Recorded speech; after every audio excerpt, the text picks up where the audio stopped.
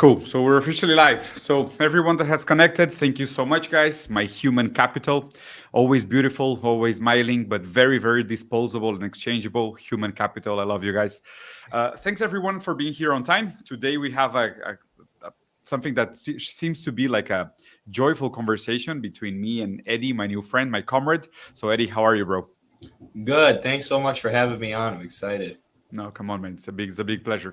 People that know me from the channel before know that I really try to connect people from different region and that are on board and online with the same effort of making Marxism more relatable, more understandable, more approachable, but also showing the praxis, not beyond the theory of Marxism itself, and the fact that we have to stand together because logic of capital is very easy to approach and very dominant and very self-evident. But we leftists, we Marxists, we materialists, we have to stick by each other. So Eddie, I was taught this lesson and I always try to apply it that we never know whose videos and whose first video is this. So there's always a first time for somebody watching this. So if you don't mind doing a little introduction about your background, about what you do, and about the current content creation that you do, and then from there we go into the questions. Is that okay? Yeah, for sure. Thank you. My name's Eddie Liger Smith. That's what I've been going on online. Yeah, I started the website MIDWESTERNMARX.com. We have a YouTube channel, Twitter, TikTok, all that stuff in 2020 with my buddy Carlos, who is a philosophy major and is now getting his PhD in teaching philosophy while we run the website. So yeah, he kind of introduced me to Marxism. We got involved with organizing through the Bernie Sanders campaign in the US, which was a sort of social democratic, soft left sort of campaign that drew Carlos and I both in. But then we found Marxism and Marxism-Leninism and continued reading and developing our website and stuff like that. So yeah, what originally got me into politics was my dad was a teacher. And the governor in my home state of Wisconsin busted up the teachers' unions and cut their paychecks, which triggered massive strikes and uprisings from the teachers and kind of showed me at a young age how corrupt the capitalist system and the capitalist political superstructure is. So, yeah, that kind of sent me on a mission to get involved with politics and make the world a better place, which led me to Marxism. So, yeah. Yeah, I think we share that. Like, I don't know how familiar you are with my story, but it was something similar in the sense that a real life event, like the birth of my first child, and the fact that he was born with a very rare disease that threw him almost instantly into disability, got me really sensitive about the notions of capacitism and logic of productivity and how inhumane in most senses the capitalist system tends to be, and the fact that if we don't take like a hands-on approach into the system, it will not eventually change itself by a fact of magic. So going into the proper questions I wanted to speak with you about, Eddie. So most of my crowd are in Mexico, and being in the border with the US, we have this saying that in Spanish it goes lejos de Dios y muy cerca de Estados Unidos, that it means that we are very far from God but too close to the US. and that puts Mexico in a very complicated position as we are currently living in this de-dollarization, and a new multipolar world is potentially emerging due to new potencies around the world. What's you're currently reading on what's going on in the world and in the US before we start to talk about the new cycle of elections that are coming forward? Yeah, just in general, I think we're moving towards multipolarity. I think since World War II, we've been in an era of U.S. unipolarity, especially since 1990 or 1991 with the fall of the USSR. Like, you had them to kind of provide a check on the U.S. and what they were able to do after World War II, especially with them being in the United Nations Security Council. And the first 50 regime change efforts that the U.S. tried to do after the UN was formed were vetoed by the Soviet Union. So when they collapsed, that sort of umbrella of protection is no longer over the global south and countries like Iraq, who the U.S. immediately bombed to a pre-industrial state in the Gulf War and then kept them under sanctions, killing 500,000 children, which Madeleine Albright later said was worth it on 60 Minutes. But that's kind of the situation where we've been the last 30 years with the unchecked U.S. power. But now, because of the rise of China, sort of the reestablishment of Russia on the global stage, and then really with the global ties and relationships that they've been forming through BRICS and through these trade deals aimed at mutual development, win-win trade relations. What are those? Yeah, right. What are those? Like these are new for most of the world. It's insane. All right, the U.S. doesn't understand it, so they just say China's debt trapping. They project what we've done to every country onto China, but It's yeah, ridiculous. I think that's threatening. China has like 5% debt of most countries in Africa, and they're talking about the Chinese debt trap. It's ridiculous. Propaganda is too good. It is too good, right? Yeah. As China is canceling countries' debt and only investing in equity and doing really the same thing that the U.S. did with the West European countries with the Marshall Plan after World War II, was gave them all these low interest loans to help them develop. So, the U.S. is no longer able to maintain this spot as the hegemon, and the ruling class in our country is basically throwing a tantrum, for lack of a better word. They're unstable. They're pushing us towards World War III, and they can't stand that they're not going to be the hegemon anymore. It's crazy. So yeah, so it's a perfect segue into the several questions that I wanted to talk with you. So how do you feel? So let's go topic by topic. In the potential event of this massive de-dollarization and the fact that the world won't be obligated to do trades into dollar, and they have these alternatives, the SWIFT option, the SWIFT digitalization is probably going to be replaced as well. How do you think the American economy will react, and what can be done in order to, let's say, ameliorate the impact of the potential de-dollarization? Because you're going to have a backflow of dollars coming from all over the world, of people that don't want a toxic currency anymore. And then what? Massive inflation, unemployment. Is it relatable to productivity anymore? Like even with the gold standard gone, what does dollar stand for if it's not bellical protection and this military intervention around the world? What do dollars buy in the future where they don't have the hegemonic power anymore? I mean, it's a good question. I don't think anyone knows, but it's going to be interesting, but also scary and dangerous, because I don't know how the U.S. is going to react. The communists in this country certainly aren't ready for like a comprehensive crisis like that. Like we're not ready to jump into organizing and use a revolutionary moment like that to wake up the workers. Because what ideally the U.S. should do is move towards socialism, nationalize major industries, and then join BRICS. I mean, it sounds ridiculous that the U.S. would join BRICS at this point because of our foreign policy establishment. But I mean, that's what makes the most sense. Join in on these win-win trade relations with China and other countries. But, they're not going to do that unless our ruling class is overthrown. So I see that as the only path forward to avoiding a comprehensive crisis and a collapse. But I think the collapse might precede, people in this country waking up and finally overthrowing our ruling class, finally forming a revolutionary movement. But yeah, I don't know. It's a tough question, and I wish I could look at a crystal ball and see into the future, but I'm not sure what's going to happen, and I'm anxious about it for sure. No, and in the end, we're both materialists. There's no looking into the future. The only thing we can do is understand material conditions and relations and analyze them in a way. So, having said that, what's your current reading for the next cycle of elections, Eddie? In the U.S. Yeah.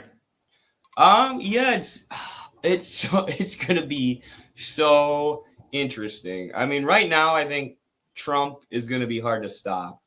You think he's main contender? He's the number one candidate?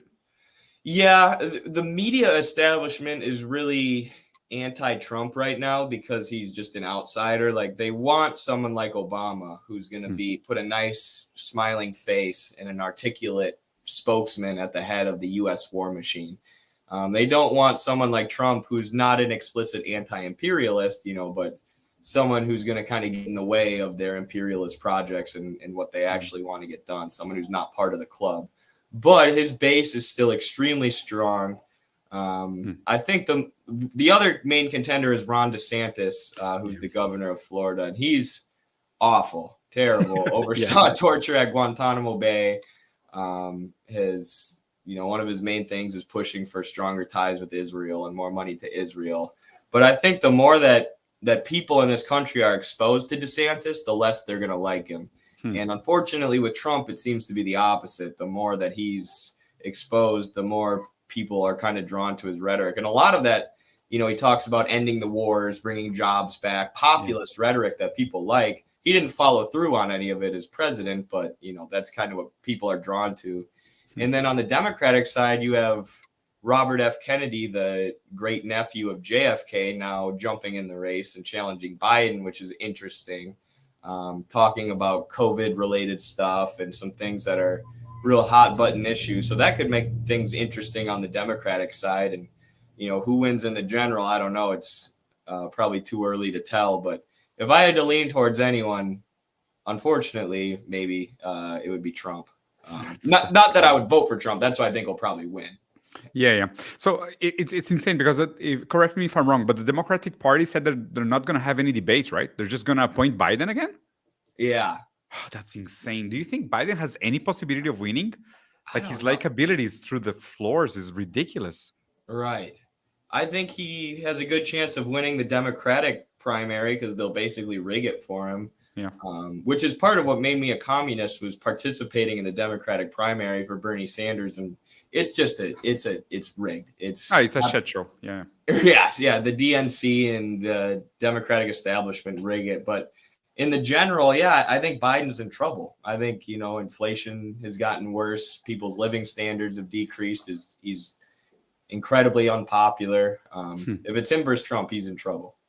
Yeah, we'll get to the democratic system after that. I just want to close this notion between Trump and DeSantis, because I don't really see Biden as a candidate at all, unless they completely rig it again to give him the election. But otherwise, we're probably going to see, as you said, somebody like Trump or DeSantis. I think DeSantis is growing fast, but I found your comment about his like the direct opposition between his likability and public exposure, that the more he shows up, the less people like him. Because I agree, in some points, I think he's too radical. Even compared to Trump, he's too radical in some of his points of view. And his background in Guantanamo is just scary, plain scary. That's ridiculous. It's crazy that you can have a torturer become the president of a country. It's like, it's movie title. It's like this movie content is so weird. But then on the other hand, what do you think about DeSantis' relationship with Elon Musk, for example? Yeah, I do think that will help him. There are a lot of people who, it's also crazy because Elon, he owns Twitter. Yeah. So it's like people like us get censored from these social media outlets, but then the, people in the political establishment are best buddies with the people who own the social media outlets. So they're able to manipulate social media and these platforms pretty much in any way they want to boost themselves, which is what DeSantis tried to do by launching his campaign on Twitter, which kind of ended up being a disaster, actually, because the servers crashed. But yeah, I saw. I think having powerful friends like that is helpful. Yeah, plus the money will help as well. It's crazy because I've always had this notion that, in a way, you guys are very accustomed to the notion of lobbying in politics, but in the rest of the world, it's just plain corruption. We have it's a synonym, but is perceived differently, even if the action is exactly the same. But the fact that you have lobbying in the US makes democracy function as if you were already in a libertarian state, in a way. Like, if you have legalized lobby, you live in a libertarian state. I mean, you just have democracy as an extra mechanism to regulate the relationship between the power and intention of money and how it regulates and creates public policy. But in the end, in practice, we call it neoliberalism, whatever. For me, it's pretty close to a libertarian state in practice. I don't know if you share the point of view, but it's not a person a vote. It's more like $1 a vote. Absolutely. I mean, it has even gotten to the point where lobbying groups write most of the bills themselves that get passed. And there was a controversy there was a law related to the prisons a while back. And when the law was submitted, it had this prison lobby called ALEC had stamped their logo on it, and they forgot to remove it before they turned it in. So everyone saw that they had straight up written the bill. And I even had a college professor who was part of the local Republican Party, a chairman on the Republican Party, told me that, all of our laws are decided by lobbyists. You have no control in this country. And she was saying it. She's like, that's not a bad thing, though. It's fine. I'm like, what do you mean it's not a bad thing? What, the corporations who are lobbying the government don't have my interests in mind, But yeah, it's just an accepted fact here. Yeah, it's insane. That's why it makes it so hard. Which leads me into the next question, Eddie. Well, before that one, I'm going to make one more on the Santis. So one of the things that is very interesting for us in Latin America is the fact that now there's a heavy conversation around the use of fentanyl and the fact that Mexico is getting the blame for the production of fentanyl. We know it's a long chain that involves several countries, but Mexico is getting the blame because it's easier as a narrative just to pinpoint the enemy on the other side of the border, right? So the fact is that most Republicans are running, and this is what is scary, no? Because Republicans seems like they're going to swing back into power, as you know, as history repeats itself, as Hegel said, and Marx and Engels repeated. It seems like Republicans are swinging back into power, and the fact is that all Republicans have the same idea of having a military intervention in Mexico. So what's your take on this? Do you think they're bluffing? Is like a power move? Do you think there's realistic intentions? What would be your advice for Mexicans? Should we move out now or like after the elections? Oh, it's a good question. I don't know. It's tough.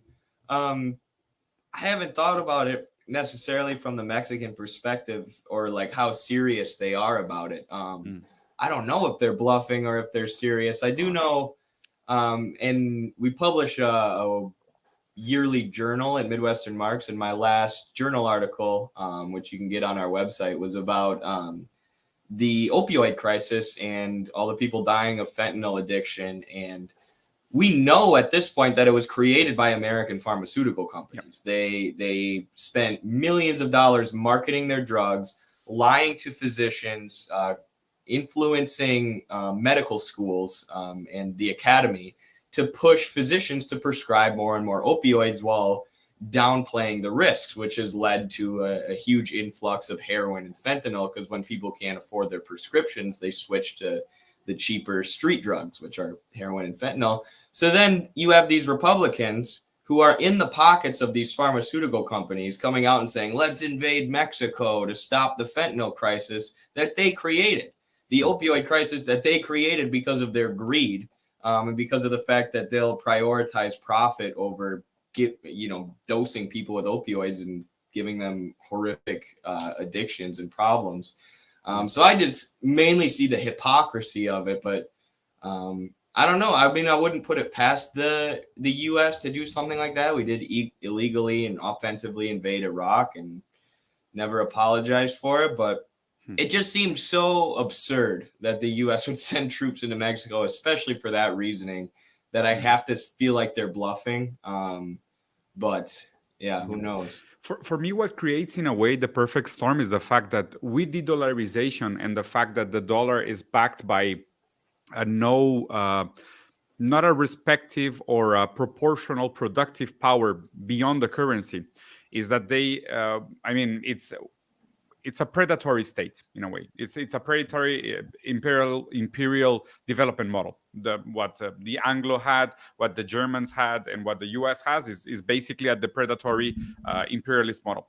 And the fact that they have to steal the surplus value from other productive forces in order to accumulate currency and capital leaves them in a very vulnerable state. So of course they're going to look into the borders, which is probably going to be the quick hits and the quick wins where they can steal surplus value and even natural resources immediately in order to compensate for that loss in competitivity that they're going to inevitably have during this process of de-dollarization.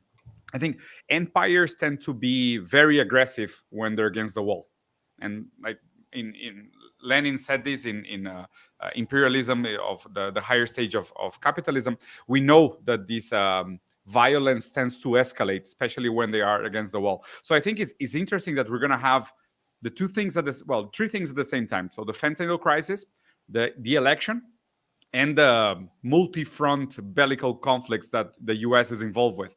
And they're very expensive. Like, I mean, sustaining wars in Ukraine, Taiwan, and Middle East at the same time and Israel, it's expensive as fuck. And if you don't have the productive forces behind it to actually invest in those spots, it's going to be weird. And the only thing that gives me a shiver of hope in this moment is that I think most soldiers, even American soldiers, wouldn't fight without a salary.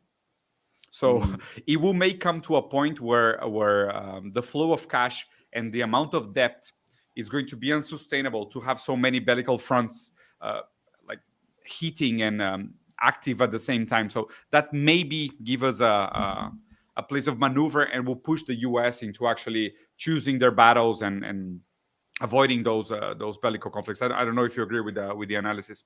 Yeah, I do. And I even think it could be, I mean, if you look at the Russian Revolution, like you said, the czars were just sending people to fight and die in these useless wars for expansion. The Bolsheviks went to the military and organized a lot of them and basically had a military mutiny. That's something I've been urging communists in the U.S. to start doing, is talking to their friends who are in the military. And because a lot of people sign up for free college or because they don't have any other economic opportunities. So like you said, like, a lot of them don't have that blind loyalty, that patriotism to the military. Like, a lot of people after 9/11 enlisted because of 9/11. Like, we got to go get these terrorists before they come get us. That after Iraq and Afghanistan, that attitude's kind of dead among the younger generation. Nobody really buys that anymore. They're all just joining the military for economic opportunity. So I agree with you that they wouldn't fight for a salary. And I also agree that the ruling class of imperialism gets more desperate, or is more dangerous as they get more desperate. I mean, look at how close they're pushing us to the brink of World War III right now. It's insane. And yeah, I also agree that the U.S. and their Western allies don't have the manufacturing base, the industrial base. They don't have the productive base to keep up with Russia and China anymore. They're used to fighting a bunch of smaller wars all around the world. You know, they're not prepared for a direct conflict. You know, does that mean that they turn to a country like Mexico and try and, you know, start exploiting them? I hope not, but yeah, I hope so. I hope not as well. So the next question is, how is it to be a communist in the US, man?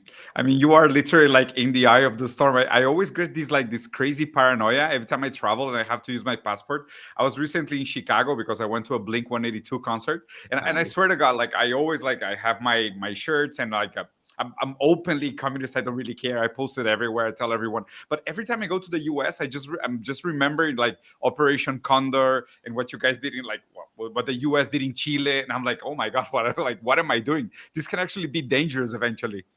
Right.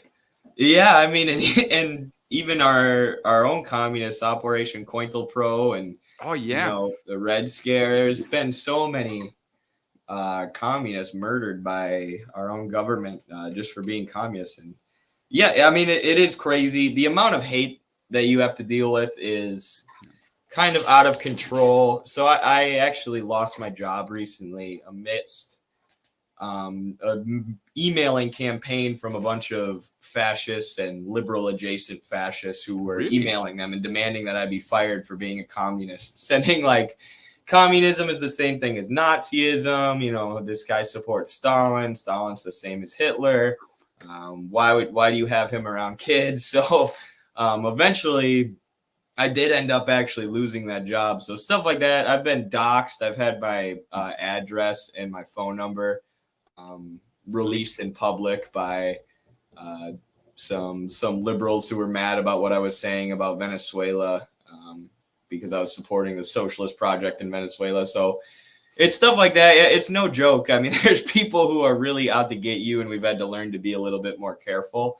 But at the same time, you know, communism used to just be anti-Americanism. You know, communism is just the opposite of what we are.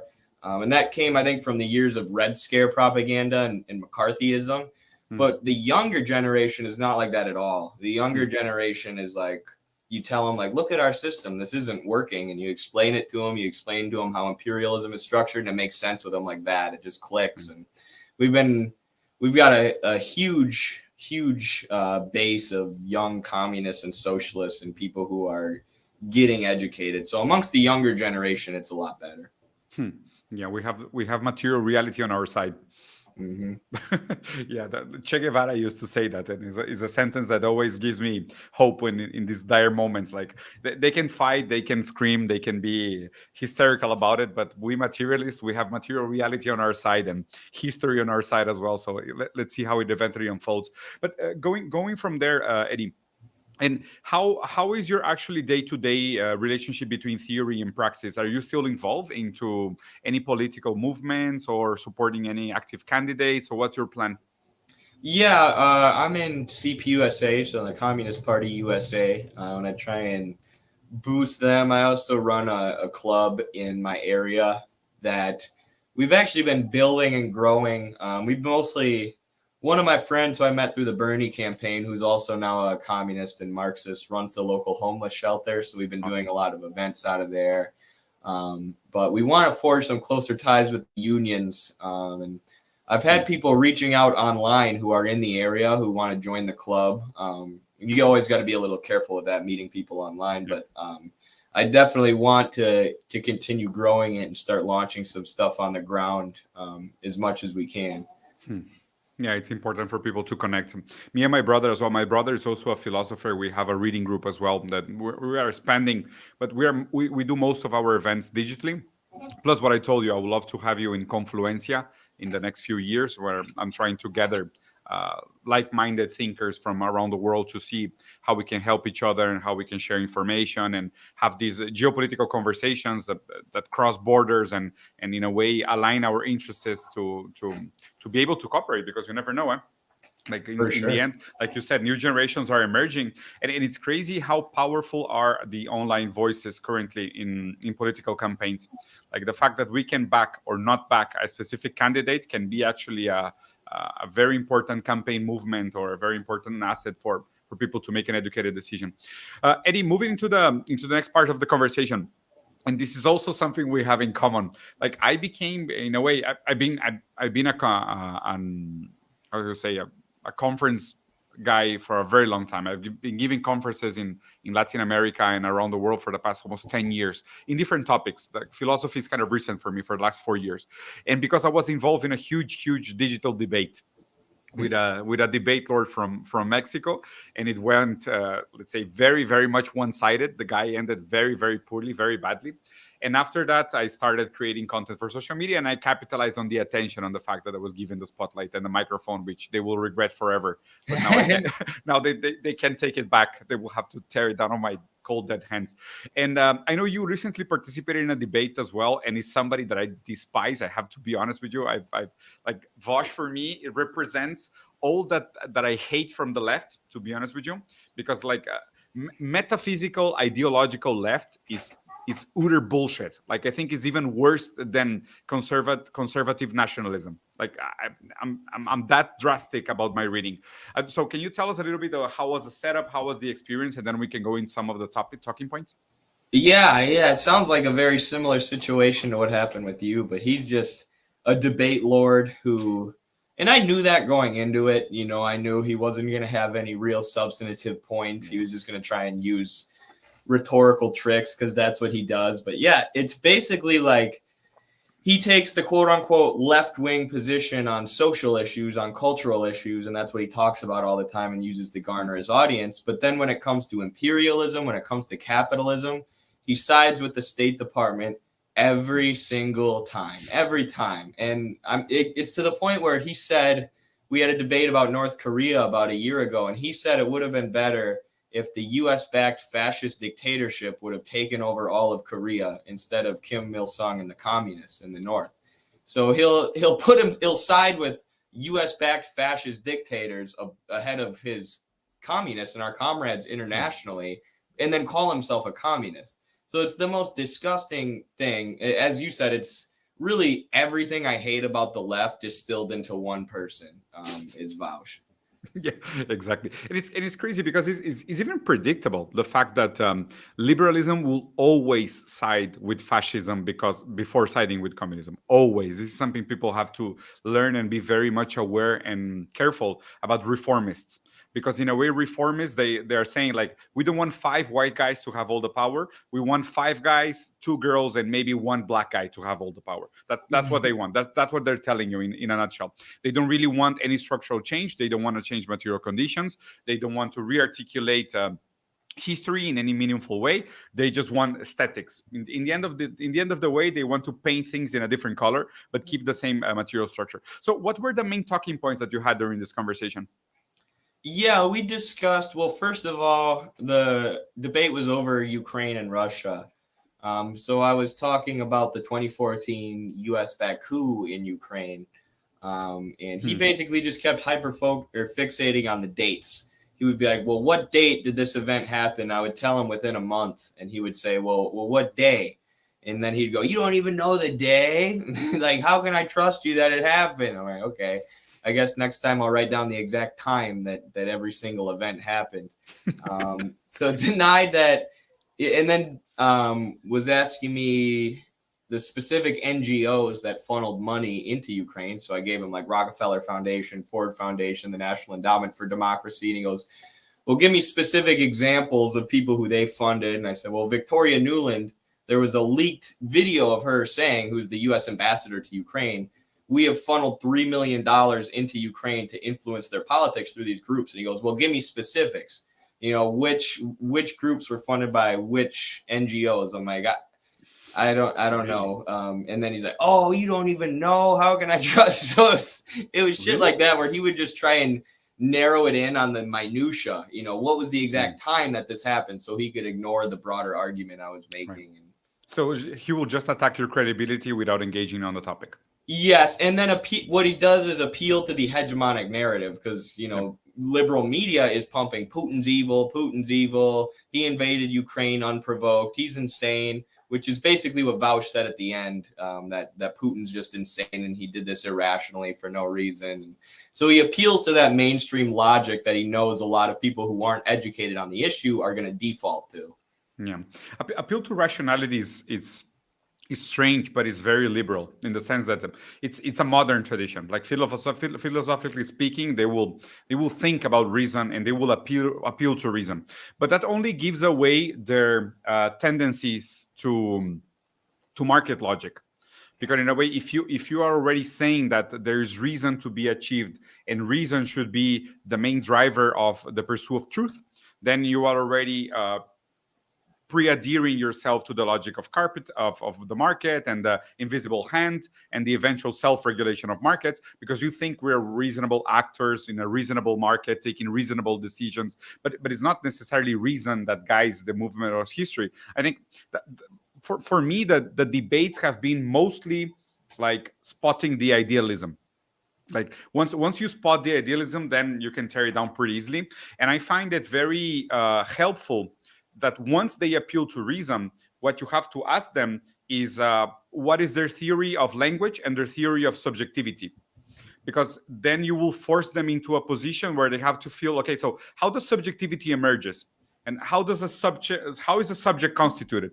Because as materialists coming from Marxism, we understand that coming out of Hegel's dialectic of the master-slave, transforming into a material dialectic, it's our relationship to work and to nature that constitutes subjectivity. But in idealism, they will really struggle to give you a theory of subjectivity. Subjectivity is either a spontaneous metaphysical emergence that is in the void, it's out of nowhere, but then they will have to explain language without the social contingency. Or they have to adhere to the fact that language is a social production. And then they will give primacy to the community before the individual. So then, yes, is the community that constitutes the individual. So then you can bring them back into the conversation, but with them already adhering to the logic that the subject, it's only a product of the community or the society before him, or the group before him. And it's so weird because like most of these debate tactics, they are self-defeating, and they're easily self-defeating, but they will, as you said, no, like you try to be the nice guy, you try to respond to the questions, and he will just like trap you in that endless cycle and push you to the limit where you are. Man, I don't know exactly the minute where the invasion started. What do you want me to say? Then we'll say you will have no credibility. It's ridiculous.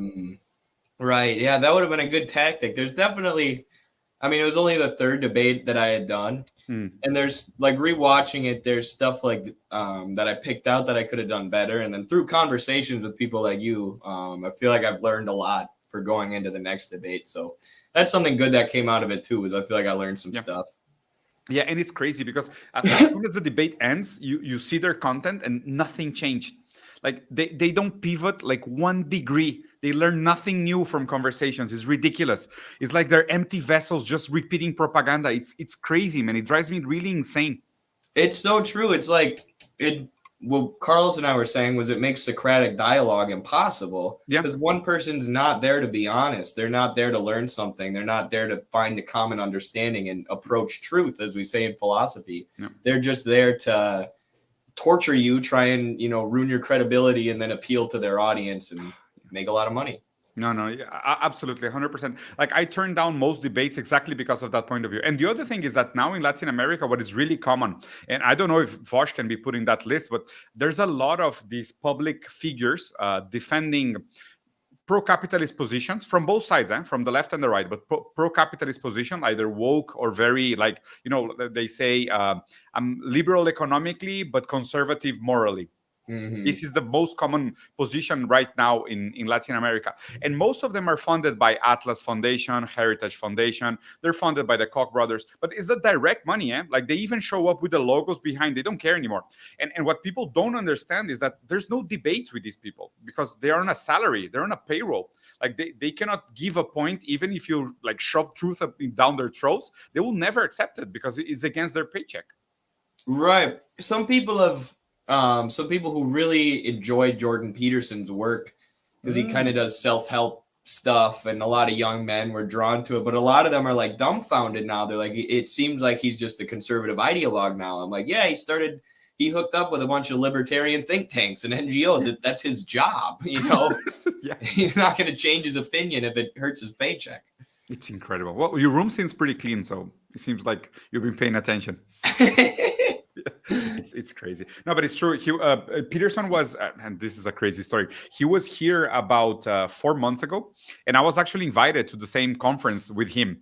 But I think the people that were curating the speakers didn't necessarily knew me. They just knew I was very famous, so they invited me as well because Diego, he speaks about philosophy. But then it got to a point in the ladder where somebody said like, "Are you fucking insane? The guy's openly a communist. Like, we're not gonna have him." And I was deemed. I was like, they retired my invitation to the conversation. Oh, wow. Yeah, it's a piece of shit. So what I did is that I spent a full afternoon on Twitch reviewing his debate with Zizek and how raped he got during that debate. So at least people would know that they were listening to a loser, figuratively and literally speaking. Right. That's perfect. That's wild. And those are the people who claim to support the free expression of ideas, the battleground of ideas, but then not if you're a communist. Yeah, the ones that don't change their mind, right? Right. Yeah, the free thinkers are the ones that rarely change their mind. It's so intense. So Eddie, what current projects are you working on, man? Like if people will follow you, they were interested in your work, in your projects. Where can they see you? Where can they follow you? Yeah, you can follow us, Midwestern Marx, on Twitch, YouTube, and Twitter, and Instagram, and then on TikTok, we're Edward M. Liger or Ed B. Liger. We have 2 accounts now because we've had 7 of our accounts banned on there. So no promises if you follow us on TikTok that the account's going to make it more than an hour. But yeah, we are on there posting regularly.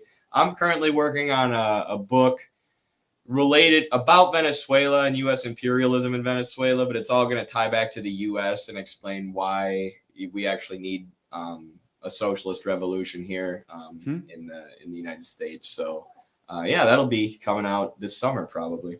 That sounds really interesting. Do you mind elaborating a little bit on that, because the project sounds super interesting? Thanks. Yeah, it's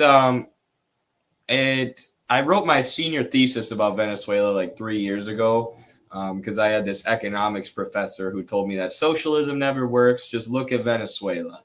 Who was he, Mrs. Von Yeah, yeah, and I pressured her on that, and her answer didn't make any sense to me. So I started researching Venezuela, and I was like, oh, she was full of shit. Imperialism hurt Venezuela, not socialism. So I wrote my thesis on that. Now I want to expand it into a book.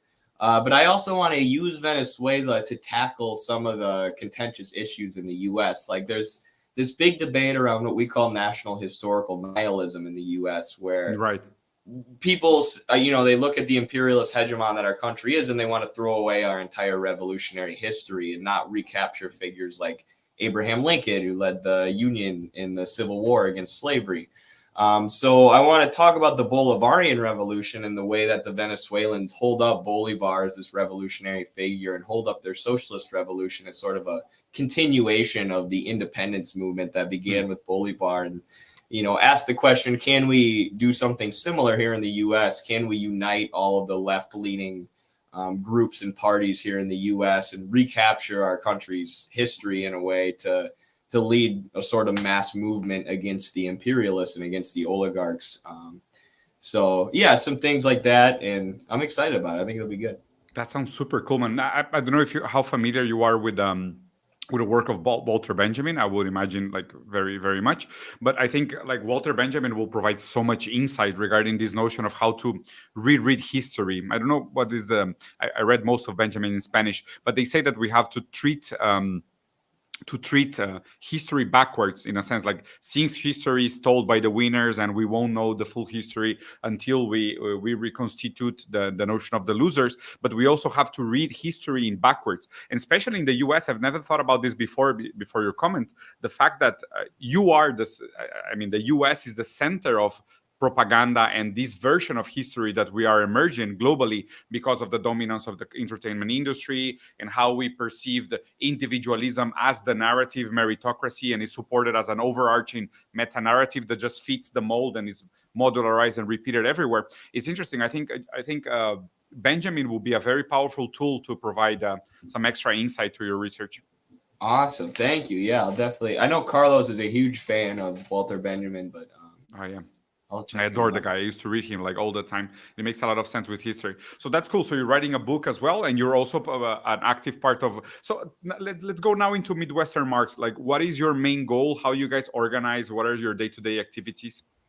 Yeah, we see ourselves as an educational outlet, a theoretical outlet, helping organize people. So we do multiple streams a week, like 4 or 5 live streams a week, and cut the videos into clips and put them on our YouTube. We do short TikTok propaganda videos, obviously, which have been incredibly successful, more than we probably could have expected. Yeah, I love them. They're so good. Your reacts are so good, man. Yeah, your reacts are like the best. I'm glad you like them. I got to do more. Yeah, and that shows like the popularity of those TikToks shows how Americans are starting to embrace these ideas or open up to these ideas at least. Yeah. So we do that, but yeah, we've always seen like a lack of theoretical understanding in the Western left, a lack of theoretical rigor and theoretical education overall that we think might alleviate a lot of the problems that have plagued the American left forever, and the European left too, honestly. So that's what we see our goal at, or our place as. We're also doing hosting classes now, weekly classes. So we've got a Basics of Marxism class that we've got 35 people attending right now. So me, Carlos, and our other editor, Noah, have been bringing them into a Zoom and interacting with them directly, teaching them and doing readings, which I think is huge, and want to do more of those in the future. That's awesome. I had a couple of interactions with Noah before on Twitter as well. The guy is a sweetheart. Like he's too cool. Like he's too nice and too like gentle and like warm-hearted. It's crazy. Like the way he treats people on Twitter. I mean, I'm meaner in real life. It's insane that he can be that nice in Twitter. It's just like I read him is like an exercise in stoicism. It's insane. Like if you can send him my regards, the guy's a genius. So now the people on the chat, we're gonna open the last 15 minutes of the conversation to some questions. I can translate them if you want, and I can even translate Eddie's response back in Spanish if you guys are not proficient. Since the subtitles are not available in real time, they will be available later when I upload the conversation. So for now, we're gonna open the floor for a couple of questions, and during that time, Eddie, I was gonna ask you about like this meme war that is currently going on, and the fact that like for a very long time we heard that the left couldn't meme, and we're learning and we're catching up with this notion, and also the fact that the left, even the title left, was hijacked by liberal wokeism and doesn't necessarily reflect any subversivity or any more revolutionary spirits. So how do we deal with this changing nominalism, given the fact that the nomenclature left has been completely hijacked by liberalism?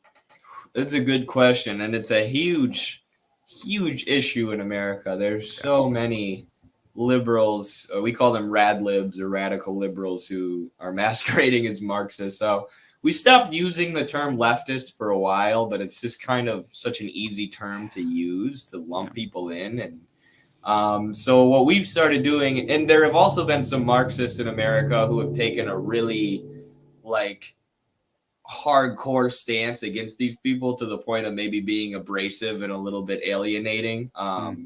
So what we've tried to do is criticize wokeism from a philosophical perspective, criticize its philosophical roots, its ideological roots, explain how they're different from Marxism.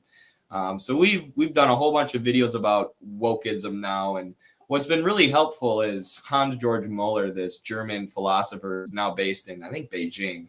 But he did an analysis of wokeism in the way that, this sort of aesthetic of radicalism isn't the same as actually supporting class struggle and anti-imperialism. So we've tried to flesh that out and explain it. It's had a great effect on the people who follow us, but it's still a huge problem overall.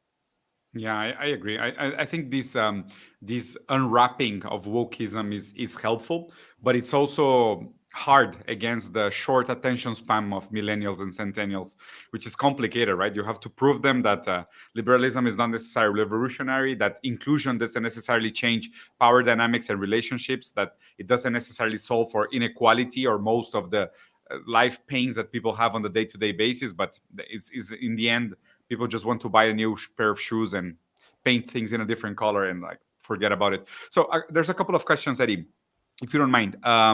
The first question is, what will be your goal, your conclusion? What are your aims and directions in this book about Venezuela? What would you like to prove as a thesis in the book? I would like to prove that socialism didn't fail in Venezuela, and that imperialism is the reason for Venezuela's political and economic crises, and that socialism has greatly improved the standard of living for a lot of people in Venezuela, built a lot of schools, hospitals, things like that. So the name of the book is actually a play on a popular talking point in the U.S. I don't know if it is in Mexico or Latin America at all, but what about Venezuela? That's Vuvuzela. Yeah, Venezuela. Yeah. What about Venezuela? No iPhone. Socialism doesn't work. So the name of the book is What About Venezuela? How Socialism Worked in Venezuela, and it can work here too. So that'll be the thesis, how socialism did actually work, how imperialism hurt Venezuela, but and how the U.S. actually needs socialism if we're going to alleviate our own problems. Yeah. Which leads perfectly into the next question. Where was it? I think I lost it. There you go. So what's your take on China, and what can we learn from China at the moment? Like it's so good as a communicator to have China as an example, because it's like, oh my God, it just works so well. And finally, a president or a prime minister that understands dialectical materialism is just like a dream. It's so true. Yeah. And when I first got into Marxism, I couldn't believe there were so many socialists who I'm a socialist, but I condemn China. Like, why? China's a perfect example of how Marxism can work. Like, they've abolished poverty. Even the UN and the World Bank now have been like, holy shit, how did they do this? So yeah, we're extremely pro-China, not only in supporting their poverty alleviation, but also their foreign policy is huge. The win-win trade relations, the foreign policy of mutual benefit and complete non-interventionism is moving us towards a multipolar world, and China's leading that charge. So every socialist, we think, should support China with their role as an anti-imperialist country, their role in developing the productive forces, not only in their country but around the world. And I was going to say something else, but yeah, they're great. And what their academics are doing in advancing the science of Marxism and dialectical materialism, it's just unbelievable. So yeah. I recently released a video. I think it was 1 week or 2 weeks ago. And given the fact that one of my best friends from Brazil is moving to work in China with a bank of BRICS, and the fact that we, as dialectical materialists, we have to understand that the way material forces relate to each other is contingent, nationally and geographically as well, not only historically. But we have to understand that the reading of dialectical materialism has to be done nationally. And the moments for revolution and the moments for historical changes are contingent to the nation. So in that sense, yes, I support 100% what's going on in China. Their foreign policy, it's amazing. The fact that they empower so much the workers, and they make the market work from a planned perspective in the benefit of the workers, and to empower the workers to build thousands of kilometers of rails. It's insane. It's like a dream for most of the world. But we also have to understand that their model is not necessarily replicable in other countries, that we have to learn how they apply the method, and we need to apply the method likewise. We cannot just jump into the same conclusions as they were, because their national problem was different, the barrier of language was different, their territorial position and geographical strategy is different. So we have to use the same method but not necessarily copy the same strategies. I think like this is the only shade of gray that I will add to the conversation, to people to reading to this. Another one, let me give you another one. There's a couple of good ones here. This one could be good. Let's see. It says the question might be for both of you guys, if you may. What's our best bet as millennials to deal or fight back against the household crisis in a short, middle, long term? If you want. Yeah, that's a good question. I mean, it's a major issue in the U.S. and I mean, especially after 2008 with the housing crisis, it's something that people are aware of, and that is still sort of traumatic on their consciousness. And yeah, I don't know. You want to take a stab at this question first while I try and think of a better answer? Yeah, I think this is a major pain for our generation. Like I've hit on this keynote for a very long time now, that this is the generation that will not own anything, and they will probably die in debt. And I'm very cold and harsh about this, because this is something that nobody will fight for them. If they don't organize and they don't understand this in a very cold way, they will lose this battle for sure, and it will be a very dramatic defeat. The fact that most of this generation won't have property they won't have a place to die in. You will die in debt, even for your coffin. And as cold as it sounds, it's probably very close to reality. And I think property of housing, it's, according to me, actually the first priority in what this generation is to fight for. Because I think other properties of means of production will probably take longer in a dialectical analysis. But housing, it's a very immediate property that gives life stability. And in a moment where this historical nihilism has taken over our ability to plan our lives and make dreams for our future, we are in a way deprived of the ability to dream, deprived of the ability to plan for a better future, because we are sold instability as liberty. We are sold this notion that you can hop from one job to another, and you can rent today and move to Airbnb tomorrow and then live on the street in a few months. And this is sold to us as liberty.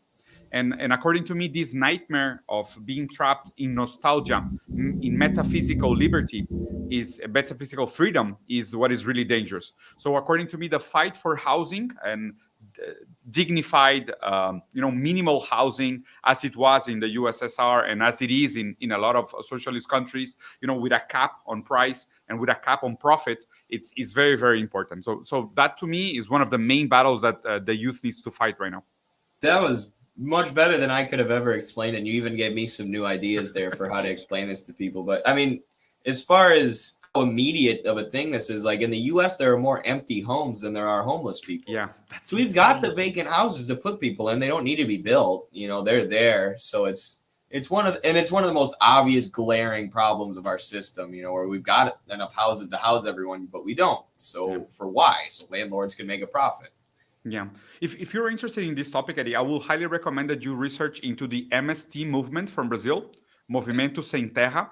So it's incredible. It's one of the most powerful Marxist movements in Latin America. They're self-organized, and what they do is that they appropriate unused housing and unused land around the country. And they have become like this huge force for good. And it's something interesting. They are the #1 sales of organic rice in the country. And they do it in expropriated land that they take from people that don't use their lands. So it's a super, super cool story. The MST movement from Brazil, I think, is a very cool example. And the fact that what you mentioned, like this huge wave of homelessness in America, at the same time where you have like this astrophysical vacancy just provides the perfect link for a revolutionary force.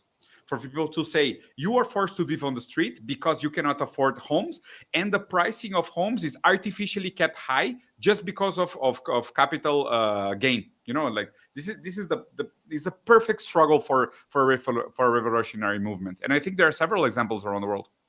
Absolutely. That reminds me, I had some friends called Cobb on Wood, and you can support them if you want. We're trying to build. They were building houses for homeless people in an area that nobody was using, and the cops came and kicked them off and destroyed all the houses that they had built.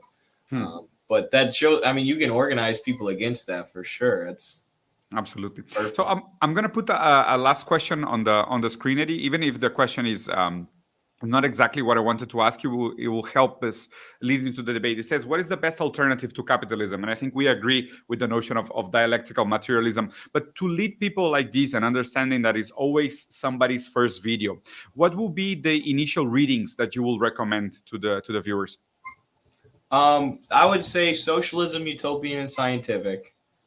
That's great. That'll kind of explain what the alternative to capitalism is, how socialism develops out of capitalism, and how building socialism is sort of the work of the future, the work of the revolutionaries and workers after they seize power. So I'd say Utopian and Scientific. State and Revolution is another must read. I always say imperialism, the highest stage of capitalism, but that might be a little specific to people in the U.S. just because we are it's a great book for anybody, but especially if you're in the imperialist hegemon. So, I would start with those three, and then maybe Wage, Labor, and Capital by Marx. But Volume 1 is mandatory according to me. Like I always recommend. I always have my copy right here somewhere. My copy of Volume 1 in Spanish that I have for references. Having said, Eddie. Thank you so much for the conversation, man. It was a real pleasure. As I say, and I learned this from a friend of mine from Spain, that he says we are not necessarily anti-capitalists, we're post-capitalists, because we understand that capitalism is a necessary stage of the material development of history, but we want to get past that because we see the contradictions, and we don't want the paradoxes and the contradictions to stay alive for longer than they need to, because otherwise they start producing more unnecessary suffering on the world, and we want to get past that. It doesn't necessarily mean we antagonize on the necessary development processes of the capacity to produce for everyone, but we also understand that there are better organization forms that can be achieved on a different material relationship for the future. Having said that, Eddie, thank you so much for the conversation, man. How did you felt? This is awesome. Thank you so much for the opportunity. Anytime you want to talk, let me know. I know Carlos would love to talk to you too. For sure. So, we can do that. I will also, I will give you my channel. Anytime you want to use it or you want to have a conversation about any specific topics, let us know. The fact that we have to help each other is very important for me. And I will also, if you will accept the invitation, I would like to connect you to some friends in Latin America and Spain. Even if we can have the conversation in English with a translator or whatnot, I think it's important for us to get together. Yes, that would be great. Awesome. So, Eddie, thank you so much. A todos los que estuvieron con nosotros hasta aquí, hasta el final, hermoso, sensual y altamente desechable capital humano. Un gusto, espero les haya gustado. Como siempre, dejen sus comentarios acá abajo, después los vamos a leer, después ahí les comento y les contesto. Vayan a seguir a Eddie, a sus páginas de internet. Les dejé también el link para que vayan a ver a Midwestern Marx Institute, para que puedan ver su trabajo, para que puedan hacer educación, lecturas y puedan checar otros comentarios sobre el tema. Siempre es bueno, sus memes son buenísimos, su cuenta de Twitter es una joya. No la vayan a perder, vale muchísimo la pena. Nada, Eddie, camarada, muchas gracias. So I'm ending the transmission.